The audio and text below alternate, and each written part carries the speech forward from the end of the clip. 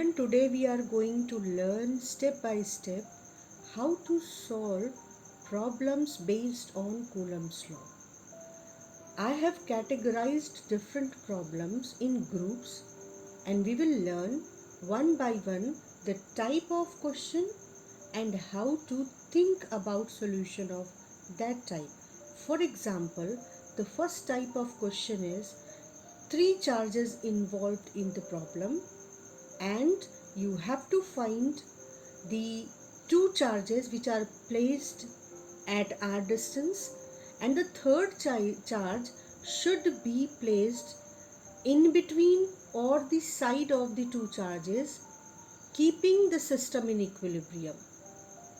Let us see one by one different cases. In the first case, two charges Q1 and Q2 are fixed. These two charges are clamped. They cannot move. And if they cannot move, so we don't have to think about their equilibrium. क्योंकि ये तो चल नहीं सकते, तो ये equilibrium में कोई कंट्रीब्यूशन नहीं कर रहे हैं. Third charge is to be placed along the line joining the two charges. Third charge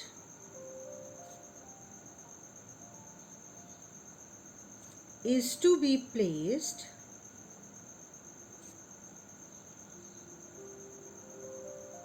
such that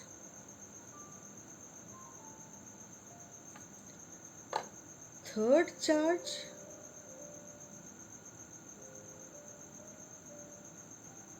or we can say system is in equilibrium.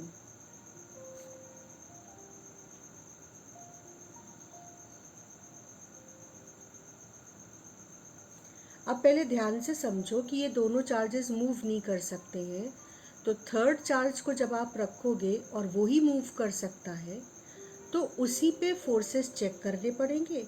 अगर वो थर्ड चार्ज इक्विलिब्रियम में हो जाए तो पूरा सिस्टम इक्विलिब्रियम में है, क्योंकि वही अकेला मूव कर सकता है, वही फोर्स को रिस्पॉन्ड कर सकता है.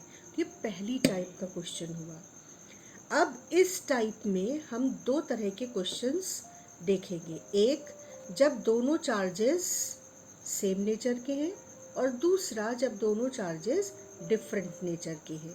तो चलो पहले हम लोग एक बड़ा सिंपल सा क्वेश्चन ले लेते हैं. एक चार्ज है Q और दूसरे चार्ज को मान लो 2Q. इन दोनों को हम क्लैम्प कर देते हैं, ये दोनों हिल नहीं सकते हैं. और अब हमको कैलकुलेट करना है थर्ड चार्ज कहाँ रखें और किस नेचर का हो और किस मैग्नीट्यूड का हो कि ये पूरा सिस्टम इक्विलिब्रियम में रहे. तो यहाँ पर ये मेंशन कर दें कि ये क्लैम्प्ड है.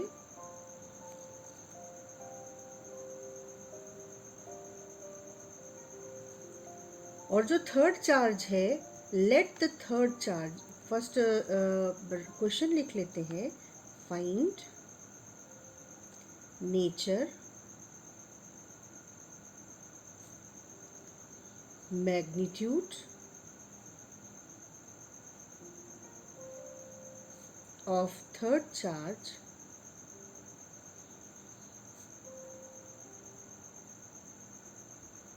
and position of third charge.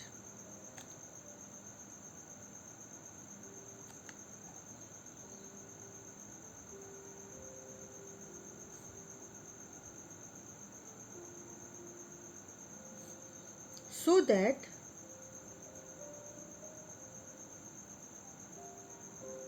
system is in equilibrium. System is in equilibrium.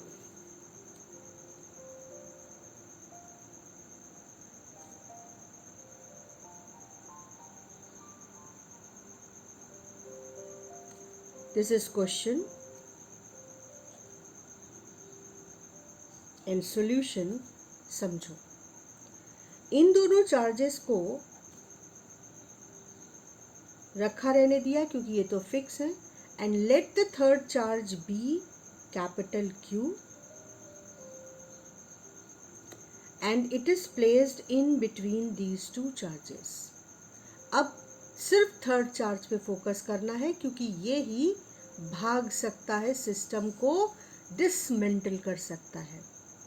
तो इस पर इसकी वजह से जो फोर्स लगेगा वो रिपल्सिव लगेगा अगर ये पॉजिटिव है, और अट्रैक्टिव लगेगा अगर ये नेगेटिव है।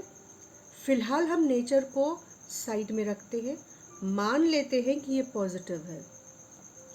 इसकी वजह से इस पर फोर्स लगेगा रिपल्सिव इधर। तो देखो मैंने इसको कैसे रिप्रेजेंट किया, F due to charge Q। इसकी वजह से इस पर इस तरफ फोर्स लगेगा रिपल्सिव, तो इसकी वजह से जो फोर्स लगा उसको हमने लिख लिया F ड्यू टू 2Q। इस डिस्टेंस को आप मान लो x, तो ये डिस्टेंस हो जाएगा r minus x if this distance is r। दोनों को अगर r डिस्टेंस पे रखा है तो ये डिस्टेंस r माइनस x हो जाएगी। अब इन दोनों फोर्सेस को अगर इक्वल होना है तभी ये Q चार्ज इक्विलिब्रियम में होगा और अपनी जगह पर बना रहेगा। तो हम यहाँ पे लिखते हैं कि let the third charge be Q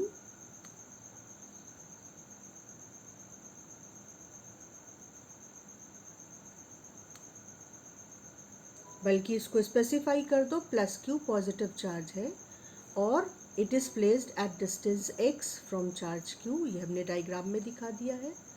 for equilibrium, for equilibrium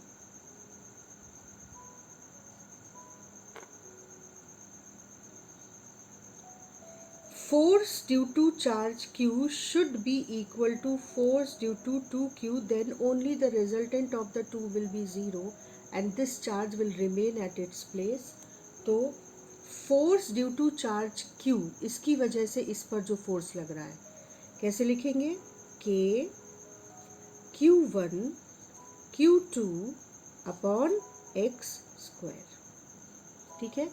और 2Q की वजह से जो फोर्स लगेगा वो कैसे लिखेंगे, K Q1 Q2 upon R minus x square. अब देखो ये गया, ये भी गया, K चला गया, तो आपके पास इक्वेशन बची 1 upon x square is equal to 2 upon r minus x whole square. Interesting, charge तो बचे ही नहीं, जो Q था वो तो बिल्कुल ही नहीं बचा, जो थर्ड चार्ज हम रख रहे थे वो तो इक्वेशन में बचा ही नहीं। तो पहले हम x की वैल्यू कैलकुलेट कर लेते हैं, उसके बाद हम इस इम्पॉर्टेंट पॉइंट पर आएंगे कि जब थर्ड चार्ज टर्म एक्सप्रेशन में ही नहीं रह रहा है इक्वेशन के, तो इसका मतलब क्या है। तो हमने लिखा कि r minus x square, r minus x whole square should be equal to 2x स्क्वायर। So r minus x should be equal to plus minus √2x। इसे सॉल्व करो तो इस x को इधर ले जाएंगे और मान लो कि हम प्लस √2x लेते हैं, तो r की वैल्यू हो गई √2 प्लस 1x, ठीक है। तो x की वैल्यू आ जाएगी r अपॉन √2 प्लस 1। अब अगर किसी बच्चे को यह लगता है कि माइनस √2x लें तो क्या होगा, तो अगर आप r minus x equal to minus √2x लेंगे तो यहाँ पर 1 माइनस √2 आएगा, and we know that √2 is equal to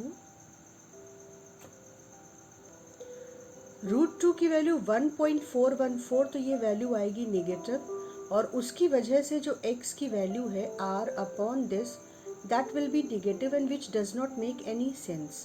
So here we just have to consider only this value, that r is equal to r minus x is equal to plus √2x.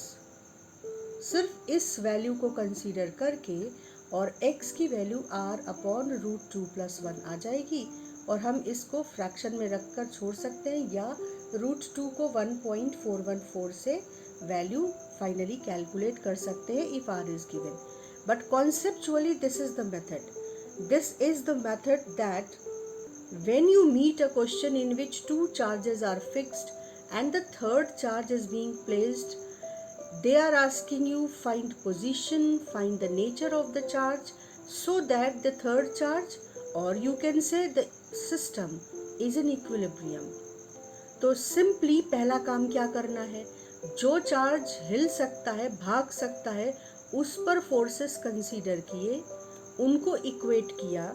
Equate करने से आपको x की value मिल गई. x is equal to, यहाँ पर equate करने से और सॉल्व करने से x की वैल्यू मिल गई आपको, जो दोनों के बीच डिस्टेंस है उसके टर्म्स में. हम इस समय वैल्यूज पे नहीं जा रहे हैं, हम सिर्फ कॉन्सेप्ट समझ रहे हैं. लेकिन एक और बात क्या पता चली, देखो क्वेश्चन के टाइप को ध्यान रखते हुए समझो कि चार्जेस जैसे ही कैंसिल हुए, ये जो थर्ड चार्ज है जिसका नेचर पूछा जा रहा था, वो जब खुद एक्सप्रेशन में रहा ही नहीं, तो इसका मतलब कि वो पॉजिटिव लो या negative low, it doesn't matter. दूसरी बात, ये चार्ज अगर पॉजिटिव है तो रिपल्सिव फोर्सेस दोनों के एक दूसरे के ऑपोजिट होंगे. अगर ये चार्ज नेगेटिव होता तो ये इससे इस तरफ अट्रैक्ट होता और इससे इस तरफ अट्रैक्ट होता. दोनों ही केसेस में, वेदर इट इज पॉजिटिव और इट इज नेगेटिव, जब ये इन दोनों के बीच में कहीं पर रखा जाता, तो इन दोनों की वजह से जो फोर्सेस लगते वो हमेशा एक दूसरे के ऑपोजिट होते. अगर ये नेगेटिव होता, फिर से बात समझो, अगर इसको नेगेटिव लेते तो इसकी वजह से जो इस पे फोर्स लगता वो इधर लगता, बजाय इस तरफ जाने के अट्रैक्शन फोर्स होता, और इसकी वजह से जो लगता वो भी अट्रैक्शन फोर्स होता. तो अगर ये Q था तो फोर्सेस की डायरेक्शन ये होती, अगर ये -Q था तो फोर्सेस की डायरेक्शन ये होती. पर दोनों ही केसेस में फोर्सेस को बैलेंस करने के लिए इक्वल होना पड़ता. दोनों ही केसेस में फोर्सेस ऑपोजिट थे, सिंपली आप लिखते कि ये फोर्स इसके बराबर है और x की वैल्यू आपको मिल जाती. तो nature doesn't matter. Second point, इन दोनों चार्जेस को मिलाने वाली जो लाइन है, उसी लाइन पर ये थर्ड चार्ज रखना पड़ेगा. अगर ये चार्ज ऊपर या नीचे होगा तो ये चार्ज इस तरीके से एक दूसरे के ऑपोजिट फोर्सेस एक्सपीरियंस नहीं करेगा. किसी एंगल पर होंगे ये दोनों फोर्सेस, और तब इनका रिजल्टेंट ज़ीरो नहीं हो सकता. तो कितनी सारी बातें पता चली. हम एक एक करके इनको नोट करते हैं, और इस चार्ज के डायग्राम को पिक्चर में रखते हुए पहला पॉइंट क्या पता चला, देखो, that third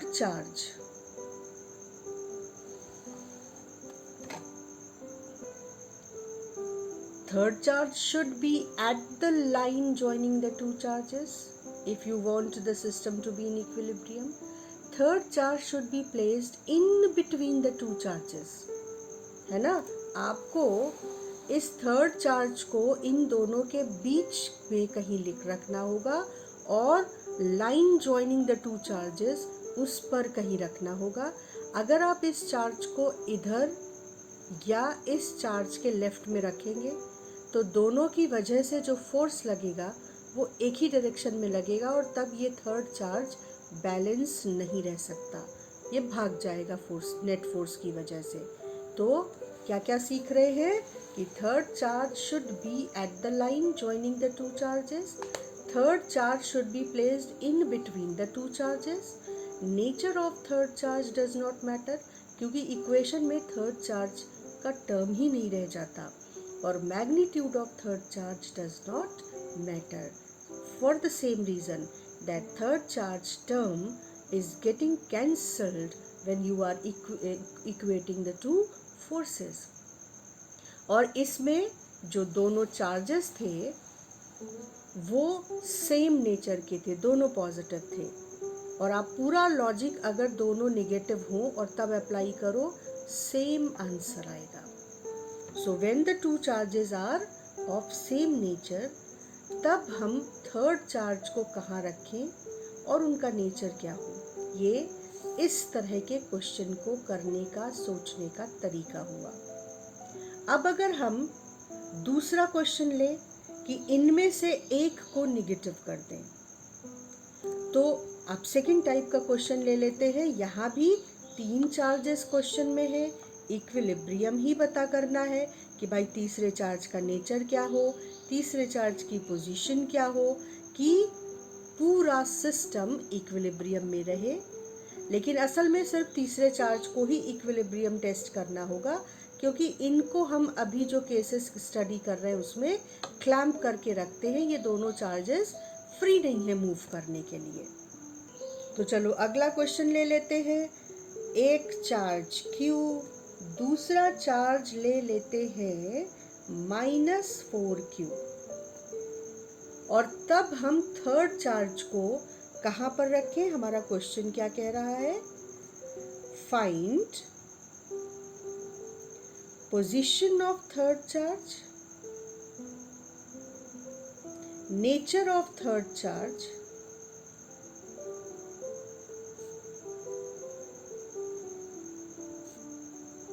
and magnitude of third charge.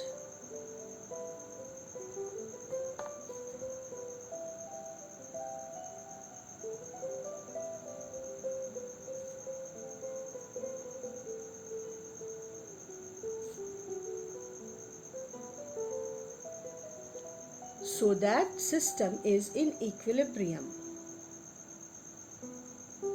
So that system is in equilibrium.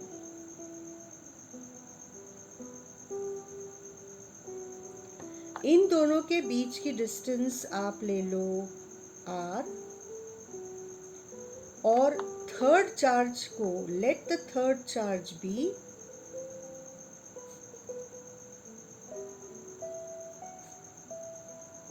जैसे पिछली बार लिया था Q। फिर से हम लोग इसको प्लस मान लेते, प्लस Q, और इसको इन दोनों के बीच x डिस्टेंस पर रख देते हैं, यहाँ पर। अब फिर से इस पर फोर्स देखेंगे, क्योंकि ये दोनों ही क्लैम्प्ड है।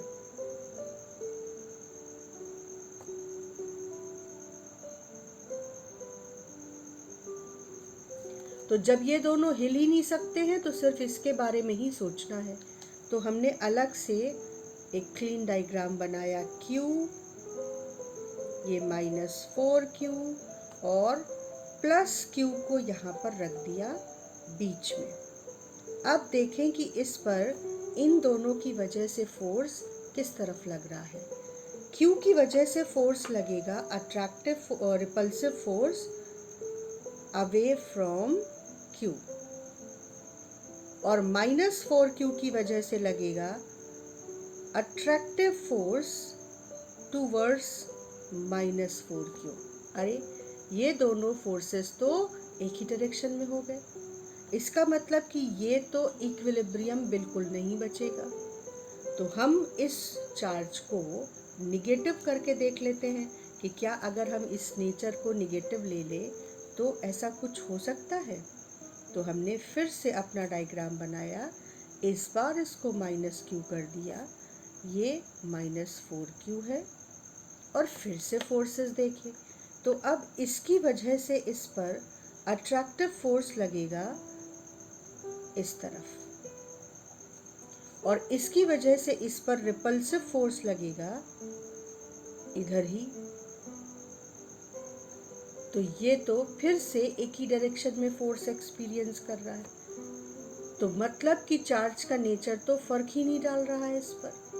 तो पोजीशन बदल के देखते हैं। तो अब हम इस चार्ज को Q और -4Q के बीच में न रखकर एक साइड में रख देते हैं और अब फोर्स चेक करते हैं। Q की वजह से इस पर अट्रैक्शन फोर्स, रिपल्सिव फोर्स लगेगा इधर,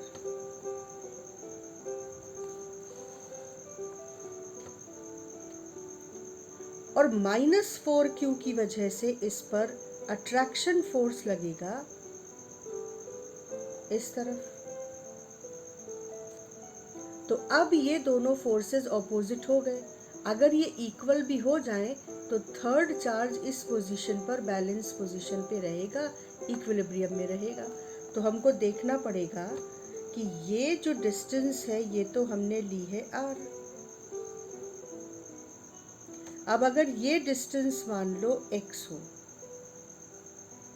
-4q से x डिस्टेंस पे इसे रखा, तो जो f टू द पावर कह रहे f -4q है, इसकी वैल्यू क्या हो जाएगी देखो, k q1 -4q k q1। अब देखो यहाँ पे हम -4q का माइनस नहीं लिख रहे हैं, क्यों?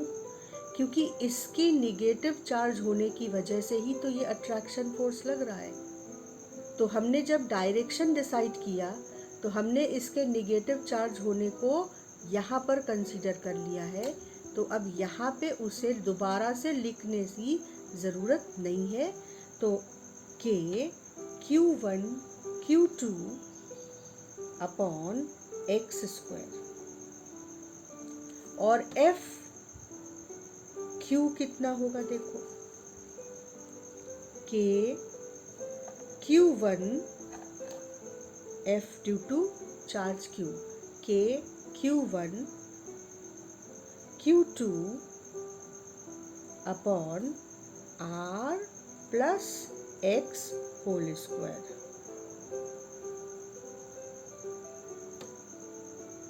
अब तुम इन दोनों एक्सप्रेशंस को ध्यान से देखो। तो x जो है वो r प्लस x से छोटा है और 4q q से बड़ा है। तो इस एक्सप्रेशन में न्यूमरेटर बड़ा है और डिनोमिनेटर छोटा है इस एक्सप्रेशन से।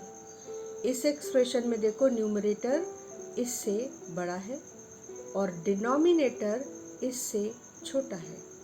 इसका मतलब क्या हुआ कि न्यूमरेटर बड़ा है, यानी f -4q हर हालत में fq से बड़ा होगा।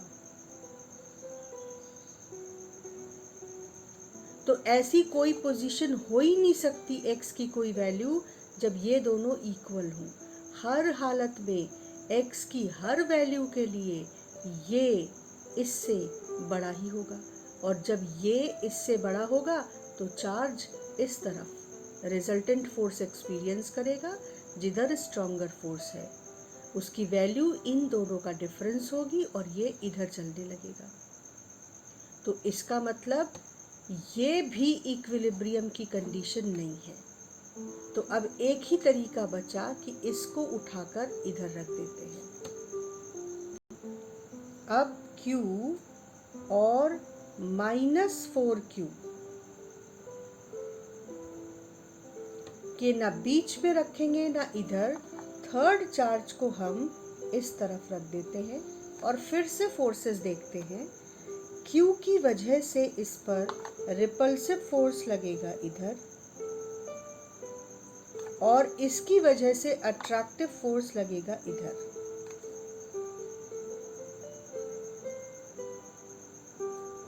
अगर ये इस Q से x डिस्टेंस पे रखी है और इन दोनों के बीच डिस्टेंस r है, तो ये दोनों फोर्सेस अगर इक्वल हो जाएं तो ये थर्ड चार्ज बैलेंस हो सकता है। तो अब हमको एक बार फिर से FQ और F माइनस Q लिखना पड़ेगा। तो FQ क्या हो जाएगा, K Q1 Q2 upon x square,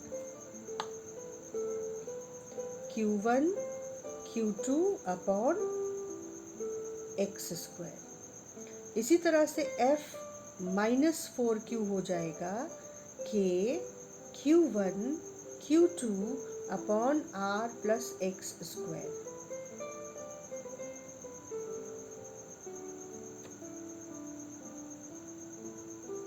ये 4Q हो जाएगा upon R plus x whole square.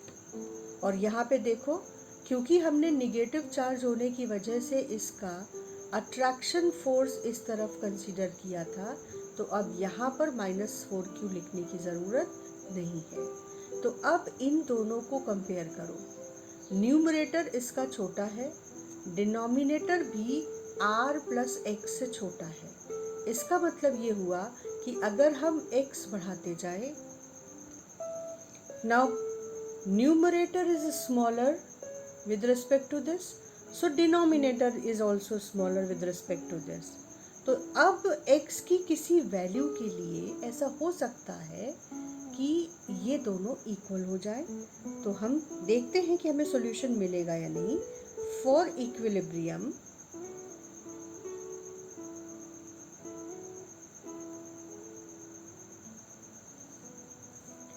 FQ should be equal to F due to -4Q।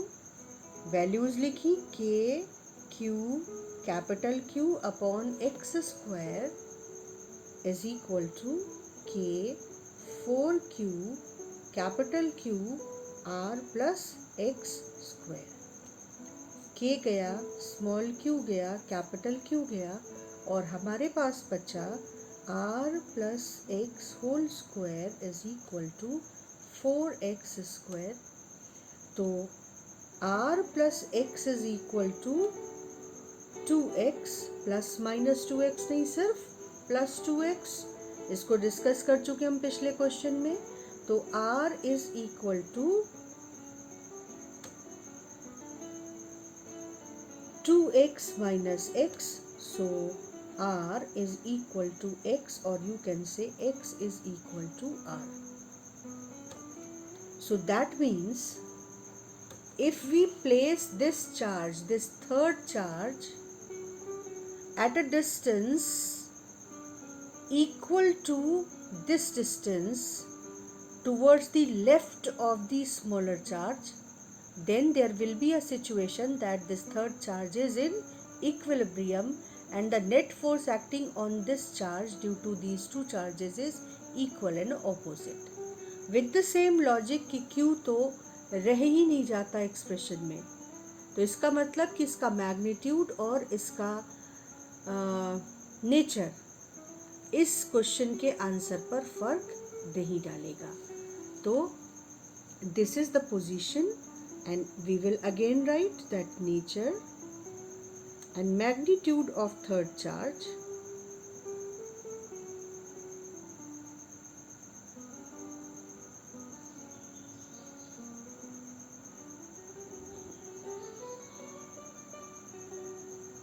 doesn't matter.